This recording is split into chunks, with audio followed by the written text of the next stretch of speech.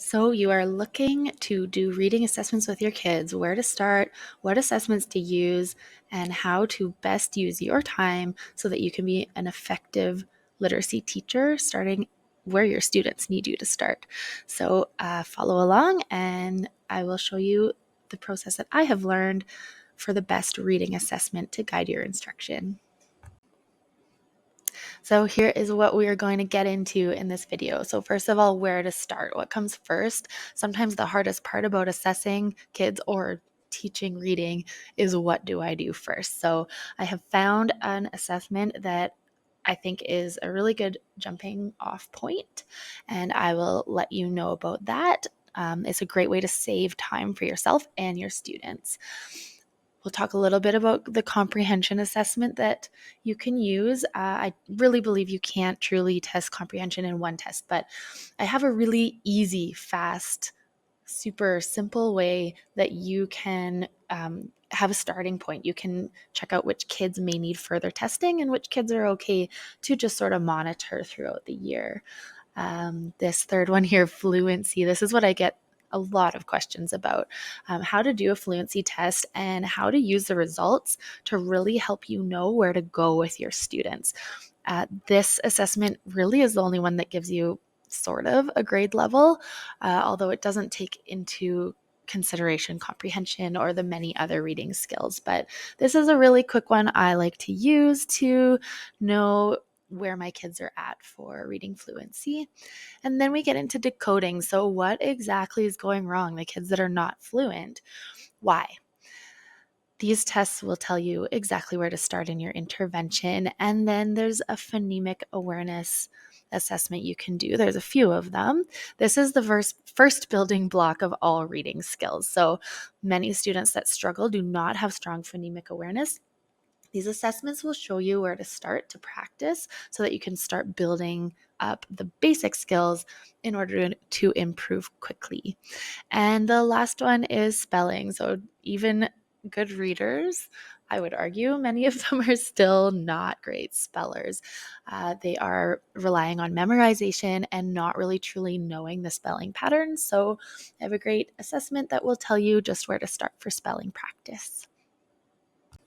Before we go any further, hey, I'm Christine Perkin. You might have read my blog post to get to these videos on assessment, or perhaps you've seen me on Instagram, Facebook, maybe I know you in real life, or you saw me speak at a conference, but however you got here, thank you for being here. I love to meet teachers, meet educators, people that are working with kids, and stay connected. So you can find me at Learning with Perks as my handle, and please reach out, leave a comment, and let me know your questions or your advice. I'm always learning about reading assessments. If you have anything that you have found that works, get in touch with me. I'd love to chat about it. So I am a middle school literacy teacher. I work with the older kids who are struggling with reading, and it's been a real big learning curve. It's really hard to teach reading to students that are older without making it babyish. So that's kind of my goal right now, and I have learned a lot, and these assessments have really helped me with my programming. It was kind of my aha moment was when I found out a process for reading assessment that helped me to guide intervention. So I mostly do reading intervention, although I do work in the classrooms too on some literacy support. So follow along, jump around. In this video, there's lots of different information on different types of assessment, and I hope it's helpful. Throughout this video series, you are going to hear me referencing my links page. For example, check my links to download a cheat sheet or check the links for a spreadsheet that's pre-made. I just thought I would give you the link to that. You can find it on the video page from my website that you likely access these videos from, or you can just go to learningwithperks.com/assessment video links, and that will just bring you to a page with all the links. Please also feel free to share this video series with others that might find it helpful. I think we can all agree that the ultimate goal of reading is comprehension. We want students to be able to understand what they're reading, enjoy what they're reading, learn from it, and that is the end game. So it makes sense to start with your students with some sort of comprehension test. I truly believe you can't assess comprehension in one test, but there is a really good assessment that will give you a starting point. It essentially gives you information that helps you know the next steps. You'll take it with a grain of salt, as you do everything. And if something isn't making sense, you may look into it further for that student. But it really gives a good idea of which students are sort of in your red zone at risk, which students are doing all right, but might need a little support, and which students are doing okay or may need enrichment. And so this is the place that I like to start because it helps you filter out which students you're going to need to do further testing with. So this is a really quick comprehension test. It's sort of like a sentence comprehension vocabulary, I would say. And it is the Dibels maze test. This reading assessment flowchart is a really simple visual to help you know where to go with students testing once you have started. So you can see up in the top left-hand corner, start here with the whole class screening tool, the maze assessment. So that's the Dibels maze. I'm going to explain that one to you. You may find this reading assessment flowchart familiar. Maybe you've downloaded it already, but it is a free download and you can find it in my links page. It's nice to keep handy so that you know where to go with all of your students. All right, you can find the link to download this PDF on my links page. You can just Google Dibels Maze 8th edition. You'll find the link right away. It's free and it covers grades 2 to 8. It is very easy and quick to mark, free download, and it is super easy to give. You could give it to whole class or one-on-one, whatever is the best for your kids. So here is the Dibels maze. This is Dibels 8th edition. You can download this for free off of the website. There will be a link on my website page that this video is found on. So this is the grade 4 passage of the maze benchmark. So it comes, when you download, it comes with a PDF for student materials, and there's also one that is a teacher marking document. Super easy to use. I'll just go through this and explain it a little bit. So there is a practice passage on the front. So there is, here you can see it says Maze 4 beginning. So this would be a beginning grade 4 level. In this document, there is a beginning, a middle, and an end. So you can test throughout the year using these benchmarks and note any improvements in students. So this is a practice passage that shows how the maze works. So this is an assessment that can be given to the whole class. So when we did this year, we gave to our whole class 30 kids. It is a timed 3-minute test. It does not take very long, and it's meant for the kids to do their best reading, not their fastest reading, but to really truly understand the sentences. So you would go through this with your class. Here's the practice passage. I think it's the same practice passage no matter what grade level you do, all the way up to grade 8. So Tom goes to school far from his house. Every morning he takes a school, and then the students have to choose a word that would make the most sense. So with the class, you would show them, they would circle bus to go to school. In the, and then they need to choose another word. He also takes a bus home. So in the afternoon, he also takes the bus home. So they are choosing the word that makes the most sense for the sentence. So as you can see, this is a closed reading passage, basically, where students need to fill in the blanks. And it shows how they're understanding vocabulary, how they're understanding sentences and word usage. Okay, so that's the practice.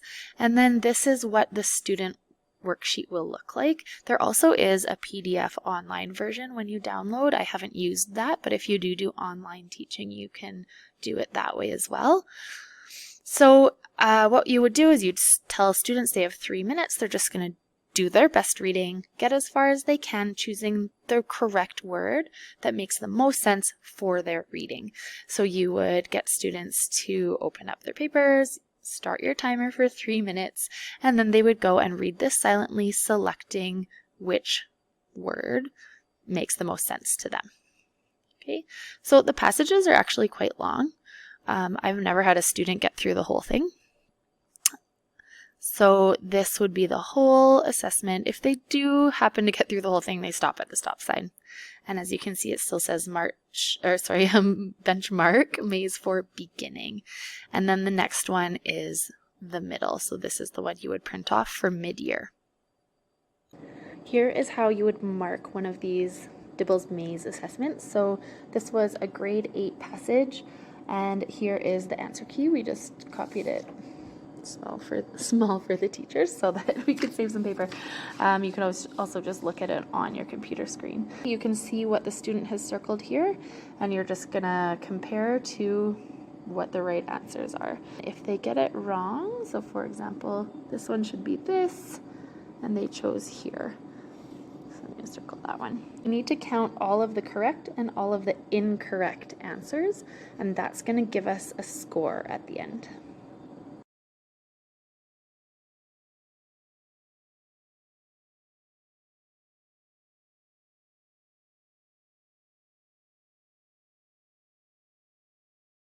So you can see that in that 3 minutes, this is where the student got to. So nothing else counts in this student's score past the words that they got to.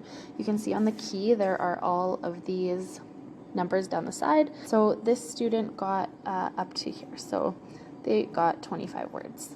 So 25 words, but then we need to count the errors. So that's where it's really easy. Go back and count all the circles, figure out the words correct and the words incorrect. The student read 25 words, but 5 were incorrect. So 5 incorrect, 20 were correct, and then we need to figure out this adjusted score. That is the number that you're going to need to use the rubrics that Dibels has made so that you can see where this child fits on this test compared to other grade 8 students. To find this adjusted score, at first it sounds confusing. It really isn't though. You take the correct number and you subtract half of whatever the incorrect is, and it gets your adjusted score. Decimals are allowed, so here we would have 20, take away, half of 5 is 2.5. So then our adjusted score would be 17.5. So that's the number that you're going to be looking at when you look at the rubrics done by Dibels so that you can see if your students are at risk or if their reading is okay. All right, so you have your student scores and now you're going to analyze them. So I will go into this with the actual rubric in just a moment, but you are going to take a look at your scores and you will be able to get your students into one of 4 categories: red at risk, yellow some risk, green minimal risk, and blue negligible risk. And it's going to give you a really nice snapshot of who needs further testing to figure out what is going on with their reading. Generally, the kids in the red and sometimes the yellow, we're going to do some further testing to see if there's an area that we can focus on for intervention or for improvement of reading. I started using a pre-made spreadsheet to help me with my marking, and it has been a huge time saver. So it's formatted so that all I have to do is enter the correct and incorrect scores, and it will automatically create that adjusted score and be color coded so that you can immediately see which category the student is in based on their score. So highly recommend. Check my links for a pre-made spreadsheet that I have used. It will cover grades 4 to 8.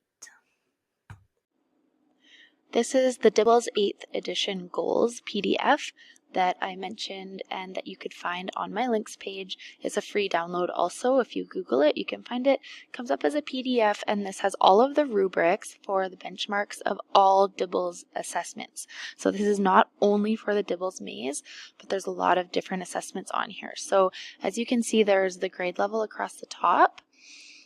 Second page has 4th grade to 8th grade, and then you can see the different assessments. This is the reading fluency. We're going to go over that assessment soon, but we are looking at the Dibels maze. So you can see the maze here. If you look at the top, the columns follow each grade. B for beginning, M for middle, E for end. So the numbers and the benchmark scores actually change depending what time of year you are assessing and which passage you use. So we did the Dibels maze. I just marked an 8th grade. It's actually a middle of the year. So we're going to look, this is the 8th grade column. We're going to look in this middle column, middle of the year. Student's score was 17.5. So if we look at this middle column, that puts the student in the red category at risk. So this student is at risk for needing some reading supports and is not able to complete this assessment at grade level. So this gives you some information. Most students that score in the red, we would then go on to do further testing to see if this is a comprehension issue, if it's a fluency issue, if it's a decoding issue, or where the problem lies and what we need to work on. Sometimes students score low, but you know they're a high reader, so trust yourself also. If that is the case, then you're going to maybe do a reassessment. Maybe the student was just rushing and didn't understand the assignment, or if you know they're a fantastic reader, maybe you don't need to do the further testing. But this is a really good place to start to find out who you need to work with. All right, you've done all your marking, you have your scores, so what now? What does it mean? You're going to take a look at all of your kids in the red, yellow, green, and blue. It gives you some information about how they are comprehending or reading at grade level. And in my opinion, the Dibels maze is a very short snapshot assessment. So it's not going to give you all of the information about your students reading, but it does give you a place to start. You're going to take a look at all those kids in red and yellow and decide which ones that's accurate for. Most often, I find it's pretty representative of their reading. My lowest readers generally were in the red after this assessment, and that is what you use to guide further assessment. So let's take a look at that reading assessment flow chart. All right, so we've completed the Dibels maze assessment. Best place to start. Take a look at your students if they are meeting the benchmarks. So if they are in that green and blue, next steps are to give high quality grade level instruction. They should be okay with the grade level instruction, with comprehending text and sort of your typical instruction for the grade level that you tested at. If students are scoring at risk, so in that red and potentially yellow category, the next thing you're going to do is assess their reading fluency.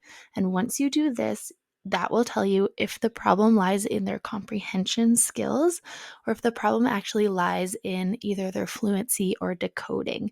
And again, it will guide further assessment. So check out the next video on reading fluency and how to assess this skill.